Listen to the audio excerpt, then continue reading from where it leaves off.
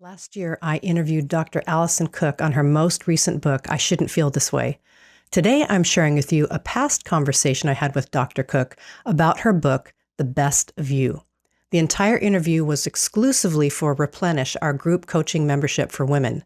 Now, while the membership is no longer intact, this conversation with Dr. Alison is as fresh as ever, and I know you'll enjoy it.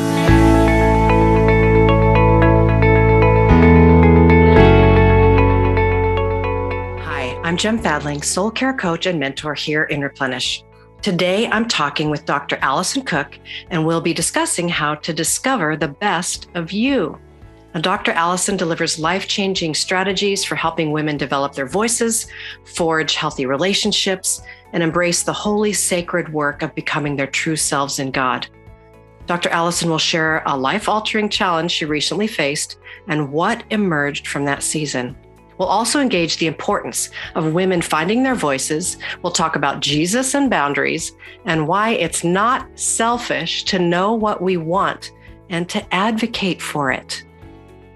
Dr. Alison Cook is a psychologist and writer who has earned the trust of thousands of women through her practical, wise, and compassionate approach to becoming a whole person.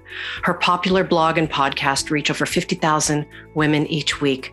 For over 2 decades, she has helped women heal from past wounds, develop a strong sense of self, forge healthy relationships with others, and experience a loving God who is for them. She is the co-author of Boundaries for Your Soul, a faith-based adaptation of the internal family system model of therapy, as well as her new book, The Best of You. She and her husband, Joe, are the parents of 2 young adult children. We are in for a treat today, so buckle up.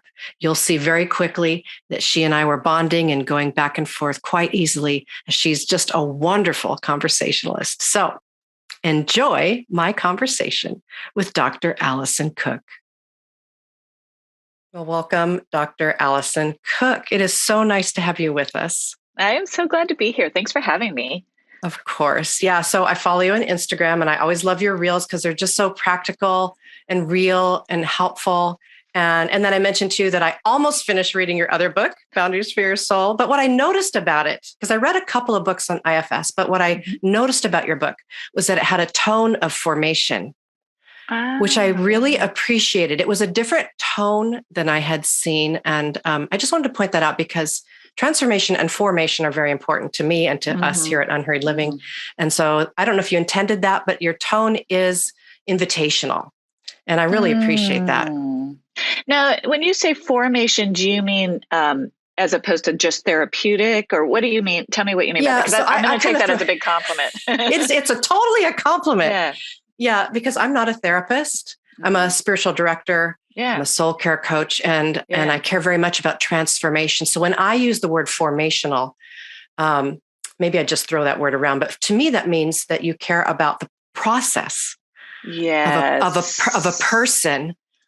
It's important to remember that we are on a journey and that there's a process of a life that we have, but within that, there's many processes. And I just found your tone to fit in with that we are on a journey. Yeah. And there's so much grace there. And so I just appreciated that a lot. So I appreciate that because I think, but in both that book and in my new book, I do kind of sometimes find myself in this weird place of what am I? Because like you said, as a spiritual director, I really resonate with a lot of what goes on in spiritual direction and then with the training of the therapist. So those two are always kind of, I kind of do this with my hands, meaning kind of the underground work or the looking, but then always with the spiritual formation work. They really do go together in my mind. So I really appreciate that you picked that up. Oh yeah, I loved it. So I highly recommend. Today we're here to talk about The Best of You, of course, but her other book is Boundaries for the Soul. And I just recommend both of them. So anyway, let's get into The Best of You. It kind of opens with a bang because you get very vulnerable pretty quickly and you just share, you kind of share something that happened to you in our recent history. So I was wondering if you would just share with us that story. Sure. Yeah. It's fascinating because the idea for The Best of You really came out of my own journey from 20 years ago, right? Of like learning as a woman, as a Christian woman, growing up in a Christian household, kind of that it's okay to have a self, that Yes. this idea of dying to self gets misconstrued very frequently. And it doesn't mean that we don't get to have a self. And so I've thought about that for years and kind of started to begin to like, oh, this is the latch. This is this book that I want to write. And right after that, that kind of crystallized for me. I actually had a stroke, which was I'm, in my 40s. I don't have any risk factors, it kind of came out of the blue, and it was extremely traumatic, primarily for, I ended up okay because my husband acted really quickly and the doctors acted really quickly. So physically I was for the most part okay, but there was a traumatic impact of just something happening out of the blue without a real explanation or reason, right? That cuts at the core of our spirituality, of our emotions. And so I found myself in a several month process of kind of going through that journey, that I so often take my clients on of, paying attention to those cues and allowing your soul to heal. Yeah, it is what you said about this out of nowhere. It's a shock. It's a shock. Yeah. It's a shock, right? Yeah. So to work that process. Well, then, but I think you mentioned it's sort of informed this book. Sort of it did, what? Yeah, it did in the sense that I had to, because I'd kind of formulated all these ideas, and then it was like, oh, here I am going to be living them for the next few months of some of these things that I'd come to hold really dear and true, which are emotions are cues. They're not the enemy. So all of a sudden I'm waking up anxious in the middle of the night. Do I really feel like that's a cue? Well, yes. And can I really extend compassion to myself? Right. So it forced me to test some of these. Can I trust myself? Because something terrible just happened. So what do I mean when I'm saying to Christian women, listen, and I talk about these things in The Best of You, but that this idea of like, yeah, it's not that things don't happen or that we might not always know how to respond to things, but fundamentally we can arrive at this place of cohesiveness and integrity inside that is trustworthy within the limits of our humanity. So it just forced me to test all of those ideas in very real time as I was writing this book. So it wasn't that it brought me new ideas. It just sort of began. I had to really go deep into, okay, does this really work? Does this really apply? And for the most part, it just took me deeper into a lot of those ideas. Yeah. See, I trust an author who has lived what they're talking about, because I think that's important, right? For our own authenticity. Yeah. To not just be spouting. I understand that there's books that people can write that are information that we need. But I don't think you're just trying to write a book that's information. You're trying to help people grow and change and transform. And if you're talking about getting in touch with our true self and God, which is in your subtitle, I mean, that's about real life. Yes. And I love the practical nature, because we can get sort of heady and intellectual or theological about things. But for me and for the women I work with, we're asking, yes, but how? Yeah. It's interesting, kind of tying back into what you were saying. There's the formational aspect, and then there's the practical aspect. And that I really, in The Best of You, tried to be very practical, very tactical, which is hard because you're threading that needle of, it's not like a self-improvement, but there is a way in which we also need to understand these concepts. What does it mean to have a self? What does it mean to honor emotions? What does it mean to have what I call in the book an internal locus of control, where we are seeking the wisdom of other people, and we are always in conversation with God, and also we are paying attention to our own inner cues. All of those are sort of abstract conceptual ideas that are very important. So how do we do that? And I hear what you're saying in that. And so I did do a lot in this book of, here are some examples, here are some scripts, here are some steps to walk through to begin to do this work. Because if you don't have a method, it's hard to get to the transformation. Then they just stay in the realm of ideas, I think. Yeah. I've had my own journey of discovery, of course, as a woman on a journey, and that finding my voice aspect has really come alive. Of course, I'm in I'm in the second half of life now. I can't even say I'm in midlife anymore. But midlife was a real animal where all of that really came undone, and that's where I did a lot of my own therapy to work through things. But the freedom that I found in really facing all of that and looking at it just strengthened my already conviction about this transformational journey that God has us on anyway. So I love talking about this for women, finding your voice, having a sense of agency, moving past the idea that to have a self is selfish. All of that is important, right? So I'm wondering, on that note, why do you think it's hard for women, to value what we think, to know what we want? I can ask a woman that very often, and they won't know the answer to what they want. I know. What is that? I know.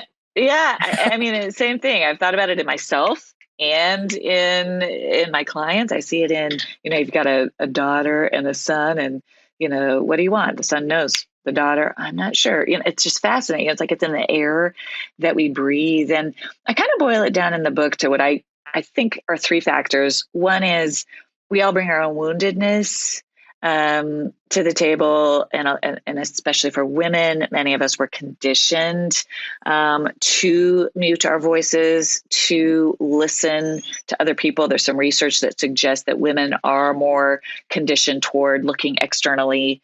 Men are, some of that might be wiring, but a lot of it is also nature. I think it's just part of the conditioning. And then we get these church messages that sort of reinforce that, especially for women.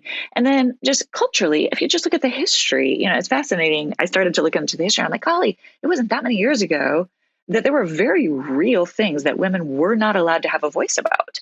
And I'm not just, and it's just, these are just facts, right? I'm not trying to make a big, but it's just, and then you add an overlay of, some of my friends of color read the book, and I'm like, and it's even more pronounced, right? With some of the ways in which literally there's this generational of be quiet, sit back, your voice doesn't count, right?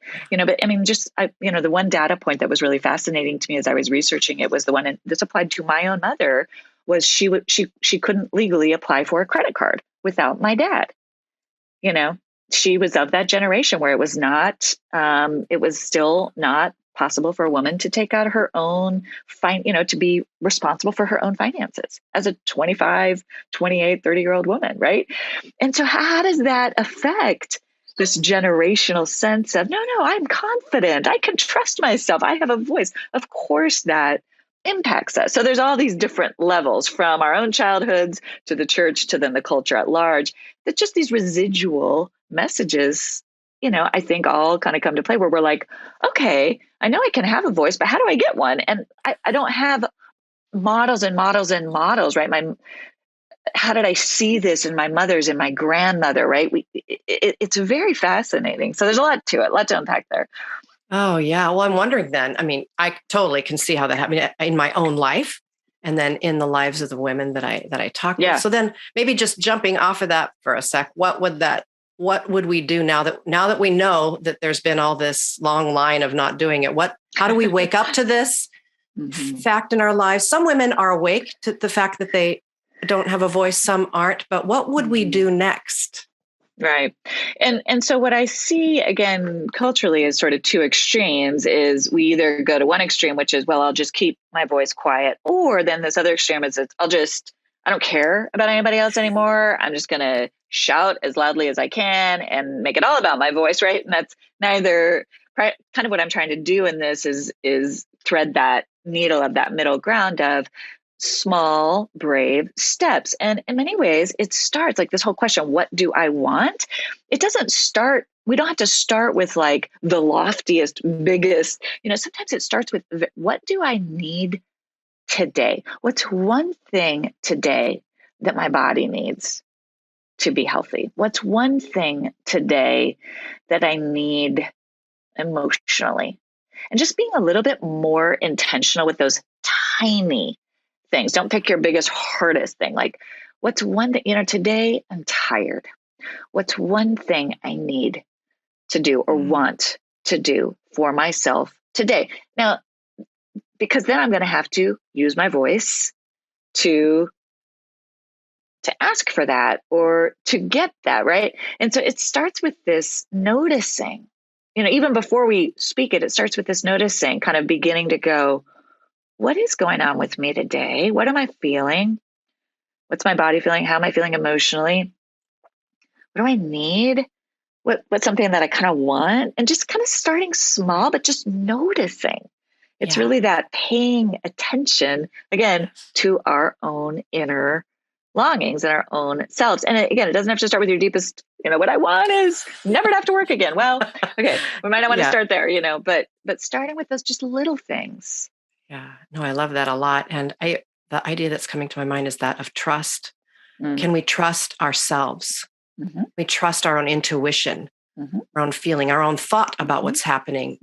Sometimes I think that's missing. I've noticed that in myself too. Do I trust? That confidence has grown in me over time. Yeah. Right. As cool. I practice what you're saying, like noticing and practicing and trying. And then confidence was like a fruit of that. To where it didn't take me as long to decide that it was okay to feel this or think this or speak it. Right. Definitely a journey. So, and we second guess ourselves. I love that you're saying confidence as a fruit. I love that you're saying that, because that does map on. I do think that is a fruit. There's a way in which that maybe it maps on a little bit to, if we think of the fruit of the spirit, self-control, but just that ability to take charge of our lives and know what we need. Like, so for example, I'm like, I need to not be on social media today because I know, like, that's just an example, but having the confidence to not second guess myself and say, oh no, it's fine. Just do it, or just do what other people want you to do, or just do this thing someone. No, I know this is going to be healthy for me today. This is the step I need to take. That fruit grows over time with practice. I love how you say that. Yeah. And you mentioned in what you just said, the idea of self-control in my new book, which I've been talking to my community about a lot. I do spend a couple paragraphs on the idea of self-control as something I used to think was you only use it to not do the things you're not supposed to do. Yes. Right? Isn't that the connotation? Yes. It's the fruit of the spirit that I hesitate to say the most. And yet because of what you're saying, it's like, I got to control myself, in this. Right. And I'm not supposed to do that. I'm not supposed to gossip or not supposed to, whatever, not eat a donut today, whatever. Right. But I started thinking about it. It's a fruit of the spirit. Yes. Which means there is a goodness to it. So then I was like, well, maybe the fruit of the spirit of self-control can be used to choose good. I love that. And so that was a switch for me. So yes, we can. Self-control is not just a hard thing I have to do to not do something. Yeah. I can harness that good energy of the spirit, right? That's right. That gives me the, again, I'm tempted about to use your word, this word confidence, but it gives me the freedom. Yeah. To actually navigate through this day in a way with agency, right? I think agency can also map onto self-control. It's self-leadership. It's not this sort of clamping down on myself. Yeah, that's beautiful. Oh, I love the word agency. I've been using it nonstop for a few months now, just because I love it. It just, I say I have agency, I know. Something just happens inside of me that feels so good, because it's very easy to feel trapped often by circumstances or people or even my own thoughts. Yeah. But when I remind myself, I have a choice here. I have a choice. Like a door opens, right? It is. And it's a door exactly that gets to what do I actually want, which gets to, it's a muscle that I have to develop, which is to learn what do I want. And I only am going to be able to learn how to do that through a little bit of practice and giving myself permission to try. Exactly. Wonderful. I knew I was going to enjoy my conversation with you. I could tell in your writing. Again, I'm just going to point it out because I think it's important. We don't always notice the nuance of how practical you're being. And again, I'll use the word formational, a spiritual formation. It's important to know that we have choices and we can take them incrementally as we are able. Yes. Right. And that's experimentally, right? And experimentally. Yes. We don't incrementally and we just came up with a new thing. I know. I get the feeling you and I could just riff all day. This is great. Incrementally and experimentally. Maybe I try something and then I'm like, oh, that isn't actually that's okay. And that's why you want to start with small things. Of course. Yes. Yeah. Yes. I could not agree more. Yeah. Well, I wonder if we could, let's circle back to the word selfish. I think you might have said it earlier. Sometimes, or maybe I did, I don't know. Sometimes we think it's selfish to be even having this conversation about me, and I get to have a voice. Right. Talk to us about how this may or may not be selfish. Yeah. And that I talk about a little bit. This was my, 20-year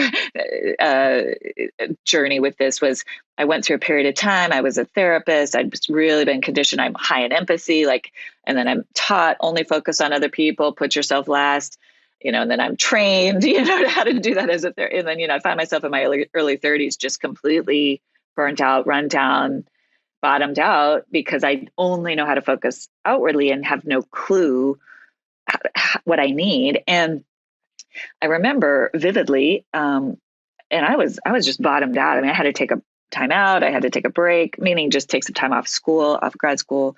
And this question popped into my mind, and it was, what do I want? And it was just this weird moment and the answer surprised me. And so that was my own beginning, that was, 20 years ago, but it was my own beginning of, that is not a selfish question. It's actually a really imperative question. And so in the book, what I do, but if you ask, what do you want? And I'll ask my clients, they'll come in and they'll say, well, so-and-so thinks I should do this, and so-and-so thinks I should do that, and so-and-so thinks this. And inevitably I'll say, what do you think? What do you want? And it's almost always this deer in the headlights, right? And, what if what I want is selfish? What if what I want, we immediately go there. It's so fascinating to me. And so I have this exercise. First of all, I say, it's conceptually what I would say is selfhood. Selfishness is saying it's all about me. We're not after that. Selflessness is saying it's never about me when it's at an extreme. That's not healthy either. Selfhood, this idea of having a true self, is about me, and it's also about you. And the best way that I can be healthy in my relationship with you is to understand who I am, what I need, and what I want, so that I can also understand what you need and you want, and so that together we can create something beautiful.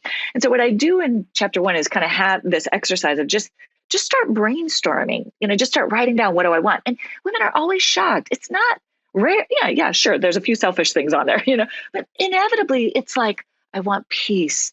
I want my kids to be healthy. I want my marriage to be thriving. I want good friends. It's not selfish stuff 9 times out of 10 that we actually want deep inside. Right. Yeah. I think you're right. There are a lot of good things that we want, and we don't even give ourselves permission to look at them and acknowledge them. I mean, and this is classic old spiritual wisdom, right? The Ignatius, this question, what do you want? Yeah. What brings you life? Yeah. Yeah. And they didn't seem to think that it mattered that we're asking that question. And they actually felt that question leads to you finding out God's will. That's right. Yeah, right. It's like, what? Shocking. How can that happen? It's just fast. And you go, isn't like all these things that I actually want? I don't know how to get them, sure. But what if they are actually the path to, the life that God wants to help us forge? I agree. Yeah. God has made us, this phrase from Psalm 139, fearfully and wonderfully made. That's been hovering in my mind now for a few weeks, and just reveling in how gracious God has been to gift us with these bodies and these minds and hearts and the nervous system, and so complicated, and yet fearfully and wonderfully made. Yeah. And that he would allow that, or place within us or gift us with desires. Yes. And that would mean something. And as you were mentioning earlier about the church, sometimes we get messages, you can't have a desire and you can't have an emotion. It's got to be the caboose or whatever they used to say. Whatever all that is. It's important to know that there's so much God given here. Oh, yeah. And that we could wisely, with discernment, tease out this goodness. Exactly. And in so many ways, one of which is by reading your book and acting what you're saying. There's just so many ways to come at all these things. Yeah, I agree. I wholeheartedly agree. Yeah. I think it's Yeah. C.S. Lewis who said, it's not that our desires are too small. It's not that our desires are too great. It's that they're too small. It's that we settle for playing in the mud, Yes. instead of for desiring the gorgeous, beautiful things God wants for us. And Oh, C.S. Lewis said some yeah. version of that. Yeah, No, yeah, I know what you mean. Yeah, it's like you're setting for a teaspoon when you could have the ocean or something. Someone exactly. else it's Yeah, yeah. So yeah. yeah, I would love to be a more expansive person. And I'm finding that it happens, as you said, one step, one day at a Mm-hmm, time. The mm-hmm, expansion occurs mm-hmm, over time. That's just how it works. mm-hmm, But I'm wondering, let's look at Jesus for a minute now and even shift mm-hmm. from selfishness to the idea of boundaries, which was the theme of your other book. But what can we learn from Jesus Mm-hmm, when it comes to this self-empowering and even boundaries? mm-hmm. How does that happen in a healthy way? Yeah. And so, kind of where, again, with this idea of selfhood, where I go is Jesus had a strong sense of self. And I think a strong sense of self, is the foundational step to healthy boundaries. Most people want to start at the boundaries. I need better boundaries. Well, yes, most of us do, but boundaries flow Yeah. from a strong sense of self. Otherwise, we're in jeopardy of kind of either shutting everybody out. Our boundaries get off track. We're either shutting out things that we don't want to shut out, or we're if we're not connected again to that strong sense of self, our yeses and nos are not necessarily going to reflect this beautiful soul that God made. And so the more we are kind of connecting in to that strong sense of self, the more our yeses and our nos become really clear, become really powerful, become really a reflection of who God made us to be. And we see that example in Jesus. Jesus had the yeses and nos. And I go through, I researched this, I went through it in the book, like the yeses and nos, he said, are very clear. They're very powerful. He said no to a lot of things. He said yes to taking time for himself, and you can just tell he knows what he needs in any given moment. And he also knows in these different interactions he's having with other people how to respond in nuanced ways. He doesn't respond to everybody in the same way. He's present, he's centered, he knows, he has a strong sense of self, he's connected to God, he's connected to himself, which allows him to enter into his relationships with tremendous skill and dexterity, where he's sometimes calling people out, he's sometimes calling people into grace. It's just an amazing example of this interplay of having a strong sense of self, being directed, by that spirit-led place inside, and having really healthy boundaries with other people. Yeah, I'm wondering if you have an idea on this. As you're sharing, I'm realizing, Jesus often withdrew to lonely places to pray. Yes, And we talk yes. about how he says, I only do what the Father does. I only say what the Father says. And how could we borrow that? Like, practically speaking, what would it look like? Jesus obviously modeled for us everything you just said. And I can totally see that as I think about the Gospels. What do you think about his connection with the Father? Mm-hmm. And what that built into him and how that informed his ability to do those things? Yeah, I mean, I think, he obviously had it seamlessly connected in a way that I think we can kind of glimpse, every once in a while, when you just have that sense of, I know but again, what was interesting to me, and we talk about this more in Boundaries for Yourself, this idea of the spirit-led self, and we pull on, Henry Nouwen's, he talks about there's a place in the side where we can hold ourselves in truth, meaning, and this is where I think the thing with emotions is, meaning we can witness our own anger, our own, all these different things that go on as a result of the world around us, where we kind of are honest with ourselves. We're not kind of spiritually bypassing. We're not pretending like, oh, we're just, we're being honest with ourselves, but also the Holy Spirit lives there too. So we're partnering. It's inside of us. So there's a partnership there between us and God's Spirit, where we are leading ourselves from that place. And so it's not the absence of emotions. It's not the absence in our fallen word of where we get activated, where our nervous system goes into high gear, where we have to kind of do the pause. We have to take the breath, reconnect to that calm centered place inside, and not just ignore what happened. But I think what the example is Jesus is discern, how do I properly speak into this situation, right? And somehow Jesus just did that, obviously in this, but it wasn't, again, even in Jesus' case, we see it wasn't the absence of emotions. There was emotion. He was not a passionless human as a human. So we know God is not passionless, right? The passions were there, But somehow he was able to kind of bring all that in and be so directed by God, by him, his own experience of the world, to come out into his relationships with other people from that centered place Yes. inside. And we see him doing that with anger. We see him doing that with a whole range of emotions, but just never doing harm. We sometimes, our nervous systems get the best of us, and we fight when really what we should do is speak on behalf of our anger, that kind of Yeah. thing. Yes. Oh my goodness. Well, that place you're talking about inside, for me, Yeah. I feel like that place has been nurtured over the course of my life through the practice of solitude and silence. Mm-hmm. For me, I was introduced to that when I was in my 20s because I was just so hungry at that point. I just remember being hungry for something more within the Christian life. And God just brought mentors in. And one of them taught the practice of solitude and silence. And I've talked about this before, how I feel like it opened up something inside of me. And as you're sharing this, I know in part, at least, that there's a space inside of me that exists because of that, letting all the dust settle and getting to that essence. That is at least a piece of what you're talking about. That's the objective observer, or someone that can take a step back and I have a spot to stand. Yes. So I'm wondering what you think about that. Or are there other psychological or spiritual practices that help us nurture that space in us? Yeah, there's so many different ones. It's really interesting in the field of psychology as well. One way you can talk about it. So Dan Siegel will describe it, who's not as far as I know, I don't know that he's a Christian neurobiologist, but he will describe the window of tolerance, right?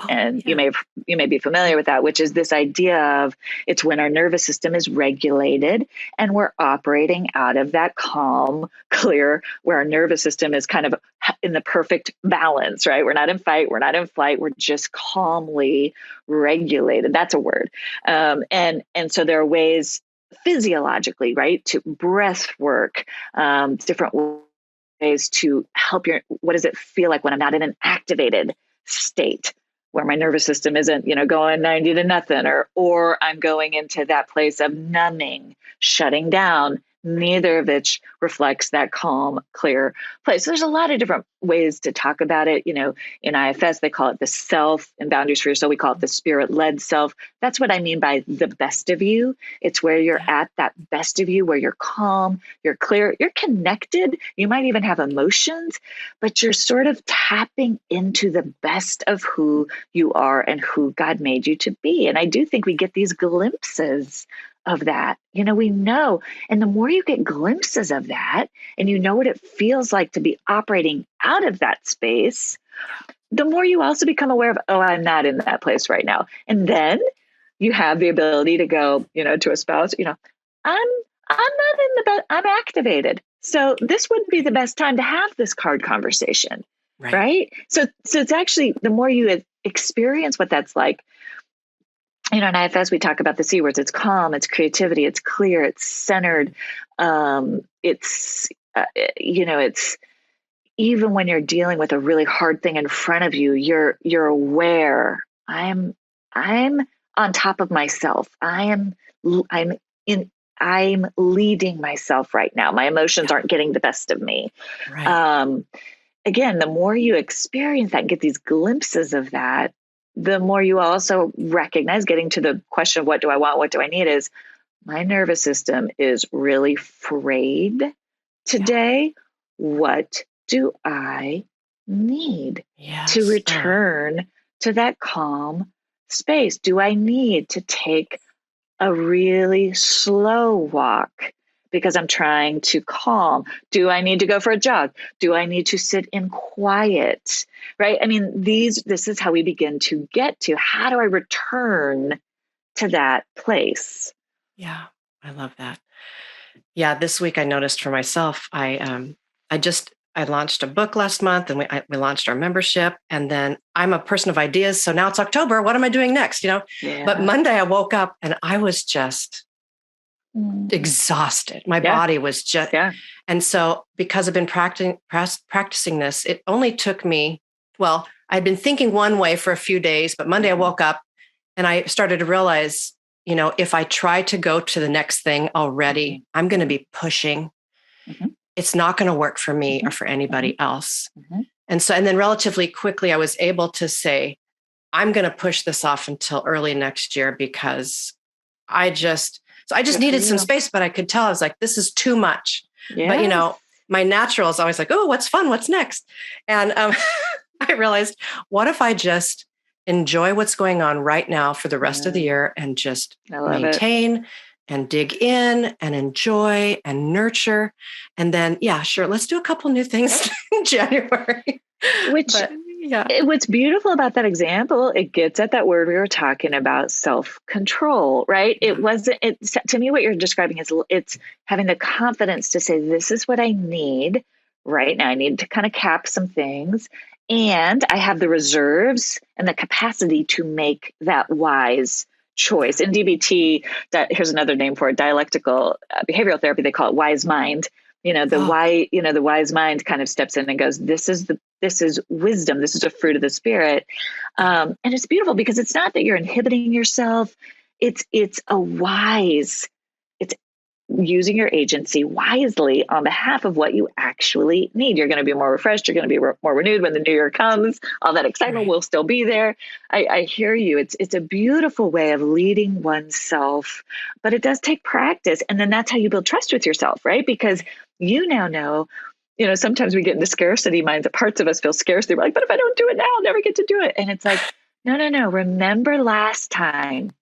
Remember when we just took a little time off. The sky didn't fall.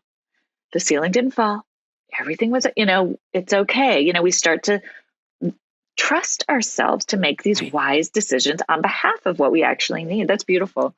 Yeah, thanks. I did listen to that other voice for a couple of weeks. If you don't do it now, I know. Oh no. And then you can see how you can get very heightened. But this is the thing about aging that I'm noticing is that my energies have shifted and my body at times, I'm a relatively healthy woman. You look at me, I've got light in my eyes. I'm healthy. And yet there's still a shift of energies that I'm noticing as I'm aging. And so I've had to really learn over every year to really listen because my body won't let me cheat anymore. I know. Yeah. It's so interesting because sometimes you have an idea that feels like it has a lot of energy, but your body's going, whoa.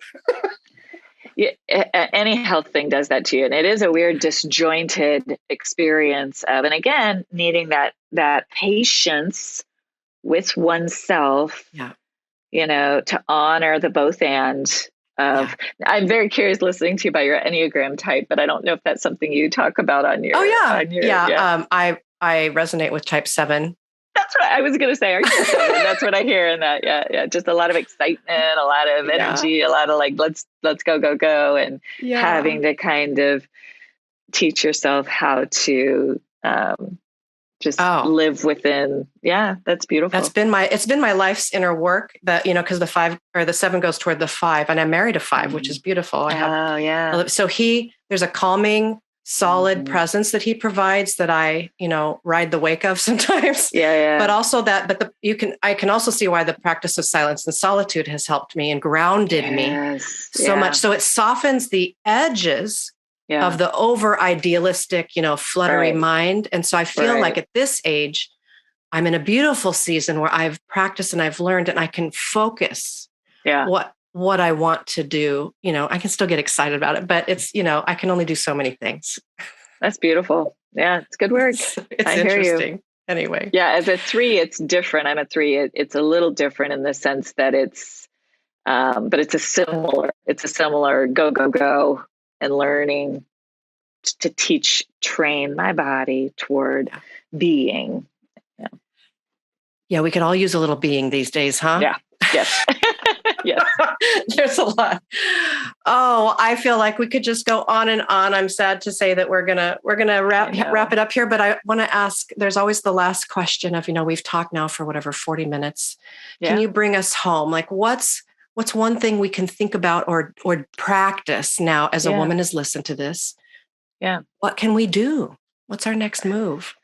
I think just beginning. I mean, I love where you and I both are just kind of talking it through in how it applies in our own lives, but just beginning to notice, even as you wake up in the morning, what is it that I need today? What does my body need? What's going to bring me life? Do I need to schedule a call with a friend? Do I need to, and just paying attention to that, right? Getting curious. And even if you don't know, the other thing that I've started doing, is getting up and going, and again, this sounds so like, but how, doing a little inventory. How am I feeling today? And check before I just hit the ground running.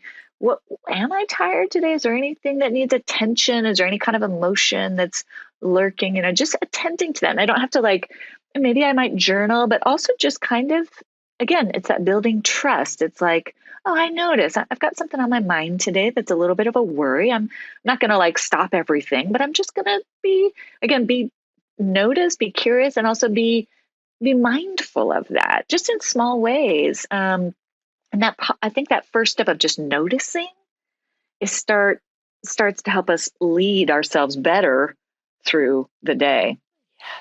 Yes. Yeah. Thank you for leaving us with that word. That's one of my favorite words too, is notice. It's the beginning of everything, to see what's going on, right? Exactly. Yeah. So thank you so much. How can we be in touch with you, online or social media? It's my books are anywhere books are sold. The Best of You I Read, it's on Audible. If you like to listen to books, it's a good one to listen to.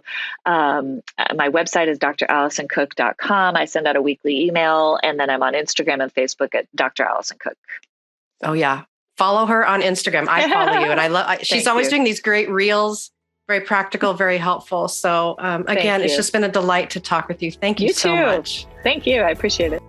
Thank you for joining me on the Unhurried Living Podcast. You can download free resources and learn more about us at unhurriedliving.com. And please subscribe and share this podcast with your friends and colleagues. We'd also like to thank our partner, Life Audio. Check out their other faith-centered podcasts at lifeaudio.com.